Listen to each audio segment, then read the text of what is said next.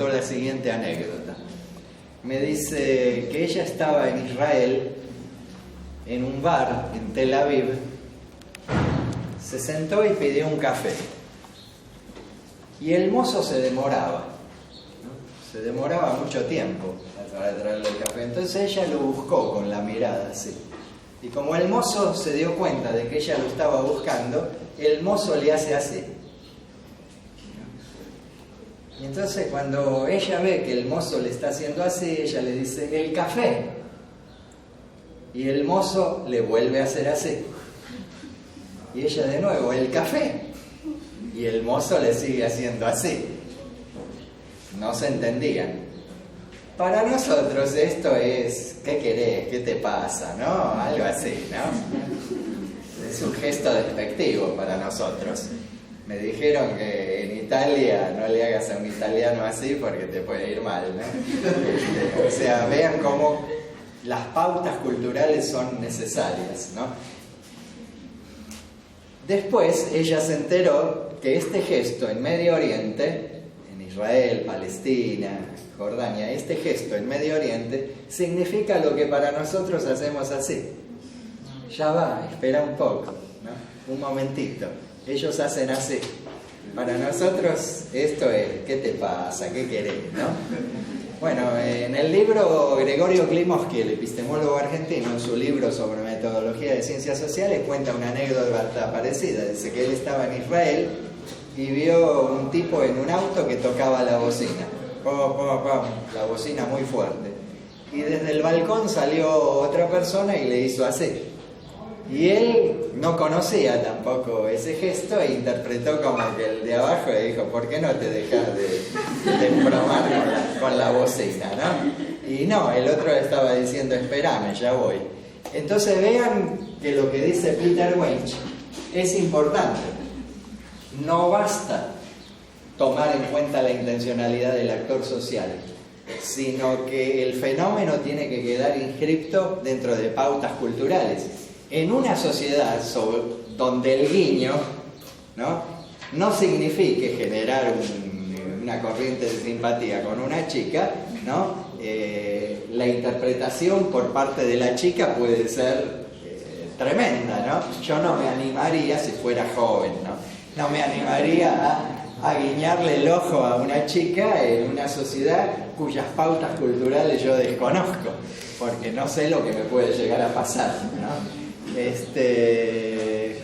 Bueno, entonces lo que dice Peter Winch es importante. Y esto de Peter Winch, ya que estamos, lo voy a usar para relacionar algo que está en dimensión explicativa y predictiva en el libro.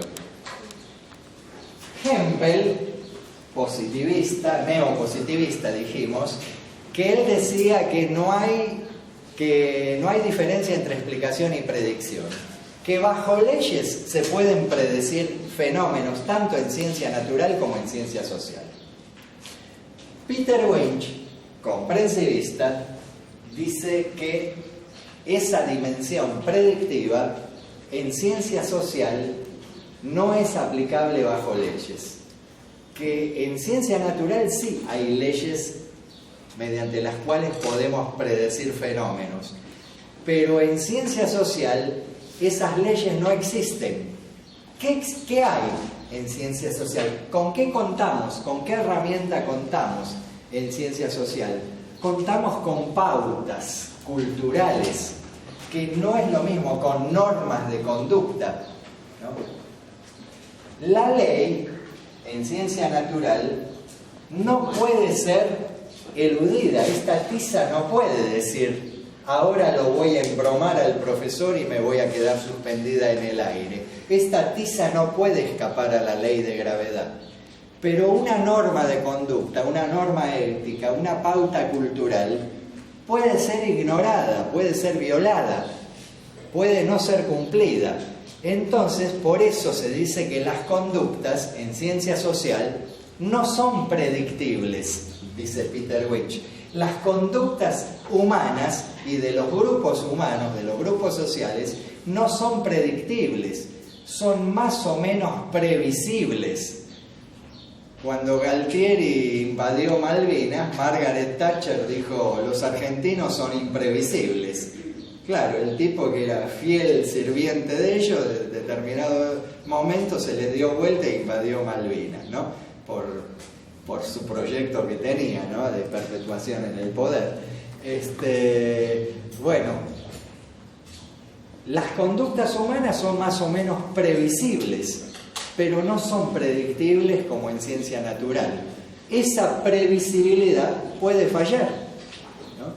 ¿Cuántas veces decimos que nos decepcionó tal tipo, tal persona, ¿no? Mirá con lo que nos salió este tipo, ¿no? Nosotros teníamos cierta previsibilidad de la conducta y resulta que salió con algo que no teníamos previsible. Bueno, eso dice Peter Winch. ¿Por qué? Porque en ciencia social no hay leyes como en ciencia natural. Bueno, de lo que estamos diciendo, a ver, y de lo que leyeron. Preguntas, no están preguntando nada, sí. El método teleológico y el genético no se... Bueno, vamos a ver esto de teleológico.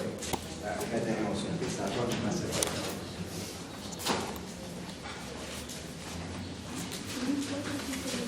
Explicaciones teleológicas y explicaciones genéticas. Bueno, vamos a ver esto de teleológicas. En el primer artículo de Beraldi se hace referencia a que la hermenéutica tiene una tradición aristotélica y el positivismo tiene una tradición platónico-galileana. Esto de subsumir bajo leyes, de explicar y predecir bajo leyes, tiene su antecedente en Platón y Galileo. En cambio, la línea hermenéutica tiene su antecedente más remoto en Aristóteles. Vamos a ver esto de explicación teleológica. ¿Qué significa? Y después vemos la genética. Bueno, esto que voy a hacer referencia yo ahora no es fundamental saberlo, sino en qué deriva esto. Para Aristóteles es fundamental la noción de causa para lograr una explicación de un fenómeno. Para lograr una explicación de un fenómeno, por ejemplo, tenemos esta silla acá, ¿no? ¿Por qué tenemos esta silla o este pizarrón acá? Esto obedece, según Aristóteles, a 4 causas. Hay una causa material, hay una causa formal, hay una causa eficiente y hay una causa final. Esta es la que nos va a importar para hablar de explicación teleológica. Vamos a ver. Causa material. Este pizarrón está hecho de una sustancia, un sustrato, llama una materia prima, llama Aristóteles, la madera. Sin la madera, sin la materia prima, la causa material, este pizarrón no estaría acá, ¿no? Hay una causa formal, que es la idea del pizarrón. A alguien se le tiene que haber ocurrido, ¿no?, la creación de los pizarrones. La forma, la idea. La causa formal es la idea del pizarrón. Causa eficiente. El carpintero. Alguien lo tiene que haber construido. Sin el carpintero que hizo este pizarrón hoy no estaría acá. Y la causa final. ¿Para qué un pizarrón? ¿Qué función cumple un pizarrón? ¿Qué utilidad tiene un pizarrón? Bueno, para hablar de explicación teleológica vamos a tomar esta causa final. Hay una palabra griega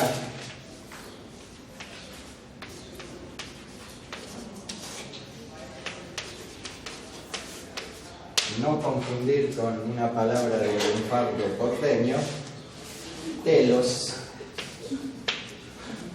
que significa fin en el sentido de finalidad. No en el sentido del término. Fin, acá se termina. No. Finalidad, el fin, el objetivo. Bueno, la causa final es la causa teleológica.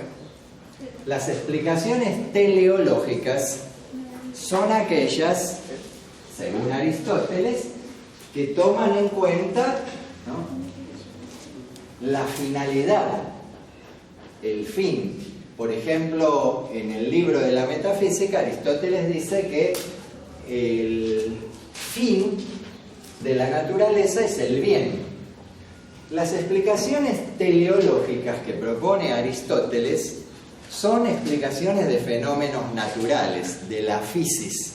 Physis es naturaleza en griego antiguo. Desde Aristóteles hasta el siglo XVIII, desde Aristóteles hasta Lamarck, ¿oyeron hablar de Lamarck, evolucionista anterior a Darwin? Desde Aristóteles hasta Lamarck, las explicaciones de la biología, de la ciencia natural, eran explicaciones teleológicas. Se tomaba en cuenta el objetivo, la naturaleza perseguía objetivos. Lamarck es evolucionista, pero a diferencia de Darwin, considera que los caracteres adquiridos se heredan y que la naturaleza persigue fines. A partir del siglo XIX, a partir del darwinismo, que considera que la naturaleza no persigue fines, sino que las mutaciones genéticas son aleatorias, ¿no?, las explicaciones teleológicas dejan de pertenecer a la ciencia natural y quienes asumen la construcción de explicaciones teleológicas son los científicos sociales. Deja de haber explicaciones teleológicas que toman en cuenta el objetivo, la finalidad en ciencia natural, porque a partir del siglo XIX se concibe que la naturaleza no persigue fines, no hay un objetivo, no hay una finalidad que persiga la naturaleza, ¿no? Pero sí que los seres humanos y los grupos sociales sí persiguen fines, tienen intencionalidad. Entonces, las llamadas explicaciones intencionales, las que toman en cuenta la intencionalidad de los actores sociales, son las explicaciones teleológicas en ciencia social. Las que toman en cuenta la intencionalidad del actor social. El actor social o el grupo humano, el grupo social, al realizar una acción persigue fines. Hay una teleología. Conocer esa teleología, ¿no?, es conocer la intencionalidad, los propósitos que persiguen esos actores sociales, ¿no?, al realizar esa acción que han emprendido. Esto es con respecto a las explicaciones teleológicas o finalistas. Las explicaciones genéticas. Entonces, dejó de ser explicación teleológica O intencional. Pasó de la ciencia natural a la ciencia. Claro, hasta el siglo XVIII, desde Aristóteles, que es el que propone esta manera de explicar los fenómenos de la physis, hasta el siglo XVIII, hasta Lamarck, inclusive, estas explicaciones se utilizaron en ciencia natural. Sí. A partir del siglo XIX, la concepción de Darwin, que concibe que la naturaleza no persigue fines, que los cambios son aleatorios, la supervivencia se produce por adaptación al medio, ¿no? Entonces, estas explicaciones dejan de ser utilizadas por los biólogos, pero pasan a ser utilizadas por los científicos sociales, para quienes es importante tomar en cuenta la intencionalidad del actor social, ¿no?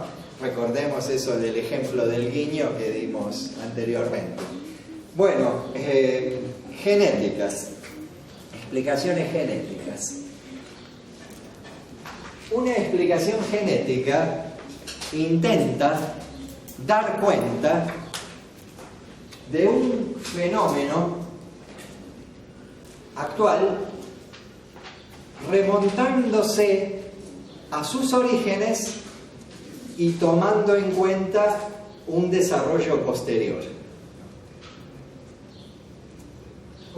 El científico social, el científico en general, no solo social, el científico que construye una explicación genética lo hace para dar cuenta de un fenómeno actual, remontándose a sus orígenes y tomando en cuenta un desarrollo posterior. ¿Algo así como la psicología? ¿Cómo? Como la psicología, hacer una abstracción del pasado tuyo. Bueno, hay explicaciones genéticas en psicología, como también hay del tipo de los positivistas, ¿no? Sí. Este ejemplo que yo recuerdo estaba en nuestros materiales cuando empezamos a dictar la materia en 1985. El ejemplo no es mío, pertenece a la profesora Gladys Palau, que era la titular de cátedra en aquel entonces, y hacía referencia a una explicación filológica del idioma, del lenguaje. El ejemplo, el ejemplo decía: si queremos saber por qué hoy en la ciudad de Buenos Aires hablamos el idioma español tal cual lo hablamos, ¿no?, podemos desentrañar ese fenómeno recurriendo a una explicación genética. Esto nos llevaría a los orígenes de la lengua española. Tendríamos que irnos 1100 años atrás, cuando van surgiendo las lenguas romances.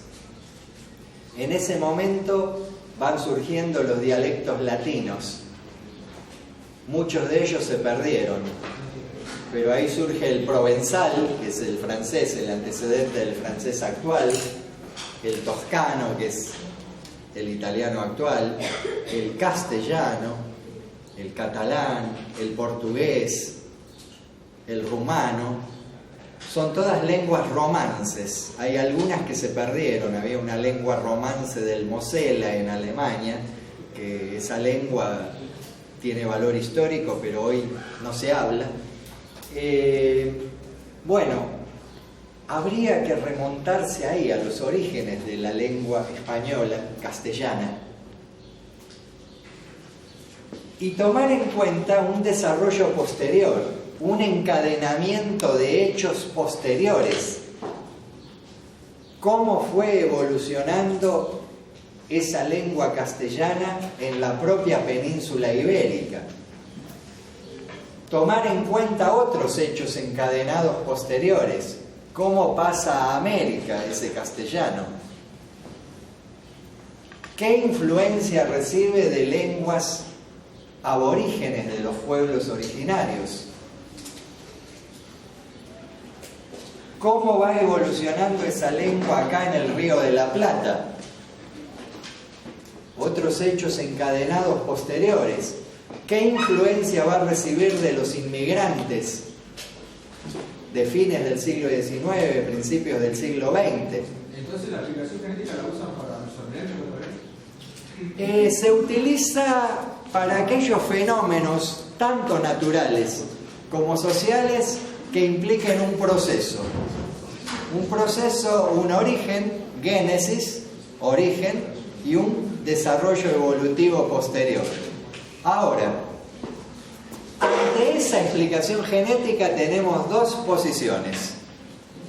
Este señor Hempel, neopositivista, va a decir que a lo largo de todo ese proceso construido o reconstruido por el científico que diseñó la explicación genética, Hempel va a decir que a lo largo de todo ese proceso, en cada una de las etapas, este señor ha construido explicaciones nomológico-deductivas o estadístico-inductivas en cada etapa. Que hay leyes. Eso dice Hempel, que el que construyó una explicación genética en cada una de las etapas, ¿no?, construyó explicaciones nomológico-deductivas o estadístico-inductivas. Los que no están de acuerdo con Hempel, los antipositivistas, dicen que no, de que se trata de una sucesión de hechos singulares encadenados. Hay un historiador canadiense llamado William Drey que sostiene, como todos los antipositivistas, que en la historia no hay leyes.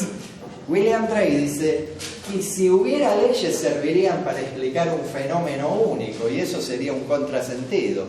Para William Drey, las explicaciones genéticas son una sucesión encadenada de hechos singulares, desde los orígenes hasta el hecho que pretendemos explicar en la actualidad. Hempel no está de acuerdo con eso. Él defiende la existencia del modelo de cobertura legal construido por él. Sí. En el libro dice que consiste en explicar un hecho histórico, no algo actual. Es la misma, o sea... Sí. La disciplina que más utiliza las explicaciones genéticas son la historia, es la historia. Pero también en medicina se puede construir una explicación genética. Se puede historiar, ¿no?, el desarrollo de una enfermedad desde sus orígenes hasta la actualidad, ¿no? Una historia clínica puede ir tomando en cuenta todos estos elementos desde los orígenes, desde que se desencadena la enfermedad hasta el momento actual del paciente. Y sería una explicación genética de la medicina, que no es... Bueno, esto está en discusión. Hoy se habla de que la medicina es más ciencia social que ciencia natural, ¿no? Una pregunta, como dijo William Drey, sí, ¿está relacionado con las ciencias sociales? Sí, claro, él es... Que Hempel quiere que se explique todo de forma... Bajo leyes, sí, como buen neopositivista. Tenemos 10 minutos. ¿Preguntas de algo que no hemos dicho o de algo que hemos dicho? Sí. ¿Puede ser que Robert Brown también tenga otra posición?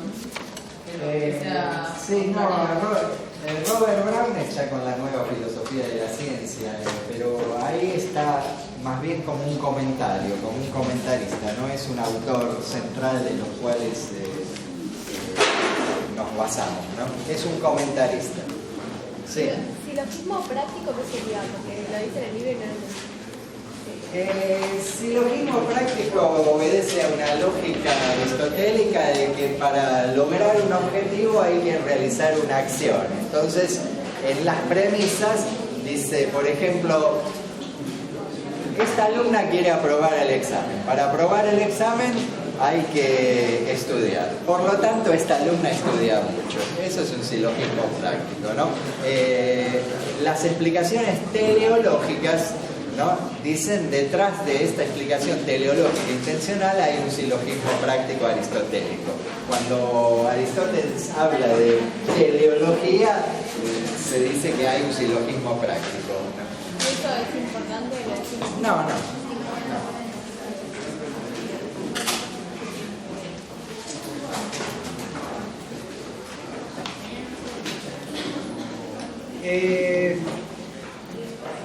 Hasta ahora este tema, esto se ha tomado de dos maneras distintas, los temas que hemos visto hoy.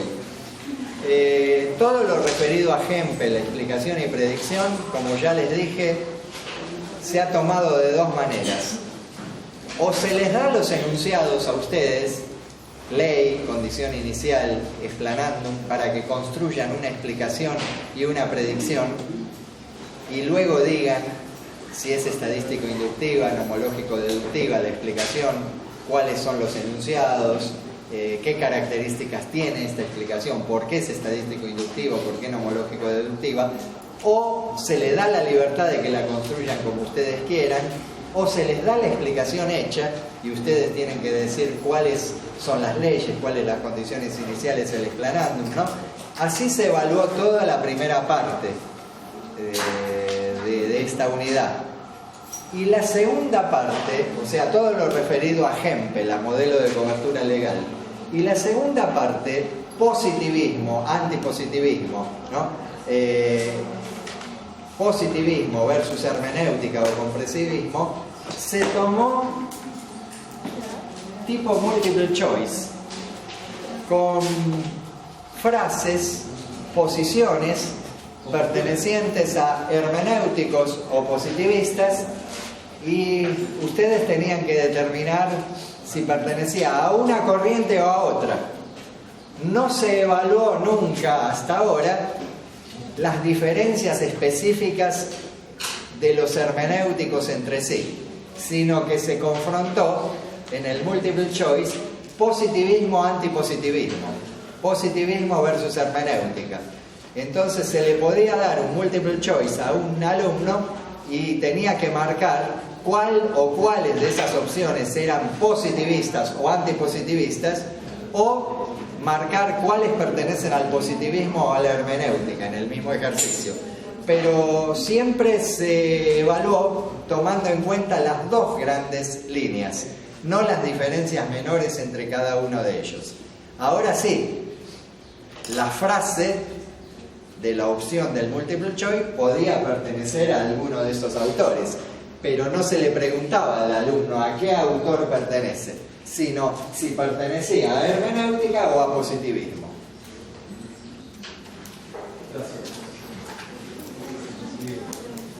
Ya les dije al empezar la clase que Elster, que está en el punto 6.4, no forma parte del programa. Profe, Sí. ¿por qué página entraría? ¿Cómo? ¿Por qué página entraría para el especial?